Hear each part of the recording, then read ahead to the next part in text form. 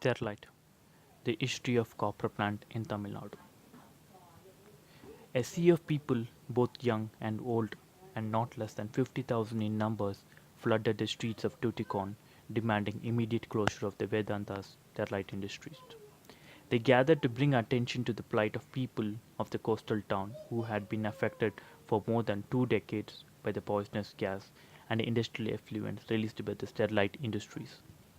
Businesses and services to shut stop voluntarily to offer solidarity, and even women, children, and students took to the streets, making one reminiscence of the Jallikot protest in Chennai.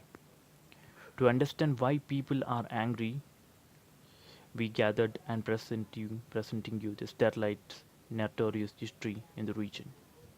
The Sterlite Industries.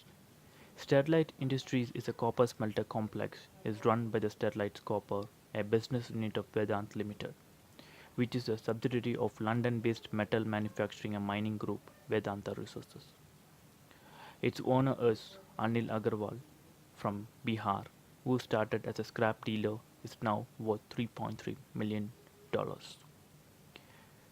Kicked out of Maharashtra.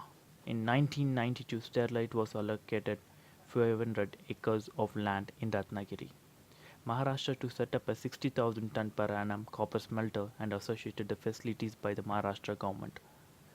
On 15th July 1993, Ratnagiri district collector ordered the company to suspend construction. After a year-long agitation by local people who were fearful of the pollution likely to be caused by the smelter, the Maharashtra government appointed a committee which found that such industries would endanger the region's fragile coastal environment. How did this enter Tamil Nadu? In August 1994, within a year of project being thrown out from Maharashtra, Sterlite managed to get a foothold in the Tamil Nadu, as Tamil Nadu's Pollution Control Board is issued them a no objection certificate and asked the company to carry out an environmental impact assessment. On 16th January 1995, Ministry of Environment and Forest issued an environmental clearance allegedly without waiting for the EIA, and in many ways in by May 1995 a consent to establish was issued by the TNPCB authorizing Sterlite to commence construction on 14th October 1996. Environment activist Nidhyanand Jayaraman says, considering ecological sensitivity of the Gulf of Mannar Biosphere Reserve, the TNPCB NOC conditions stipulate the factory should be located 25 km from the Gulf of Mannar. However, an exception was made for Sterlite and the plant was built within 14 kilometers of the Gulf of Mannar, so TNPCB has issued them license to operate ignored its own conditions. Reports also say that TNPCB, upon request from the company, had reduced the mandatory green zone to 25 meters from 250 meters. The protests, bans, and controversies. Within months of starting operations, public started complaining of breathlessness, sore throat, eye irritation, and went on protest against the company. A series of cases were also filed, and in November 1998, the National Environmental Engineering Research Institute (NEERI) conducted a study and filed a report in Madras High Court on Sterlite's pollution. On 23rd November 1998, the factory was closed for the first time by the Madras High Court but was reopened a week later.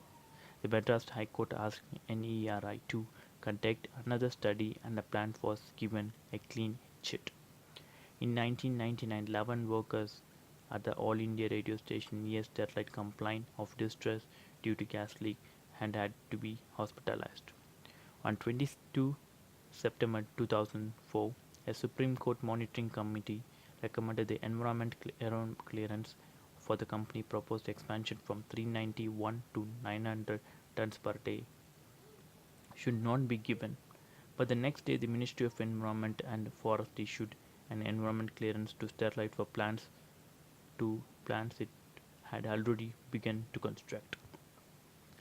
On 2nd April 2013, the Supreme Court agreed with the allegations made by the petitioners and the people of Tuticorin but refused to shut down the company. It ordered the company to pay a fine of 100 crores. The Supreme Court argued that the plant of the appellants contributes sustainably to the copper production in India, and copper is used in defense, electricity, automobile construction, and infrastructure, etc. The plant of the appellants has about 1,300 employees, and it also provides employment to large number of people through contractors. It ordered the company to pay a fine of 100 crores, expecting the amount to be a sufficient deterrent. On 24th March 2018, thousands of people gathered near the Chidambaram Nagar bus stand in Tuticorin and many other areas, demanding halt to the expansion plans of the Sterlite copper plants in the district and closure of the existing plant.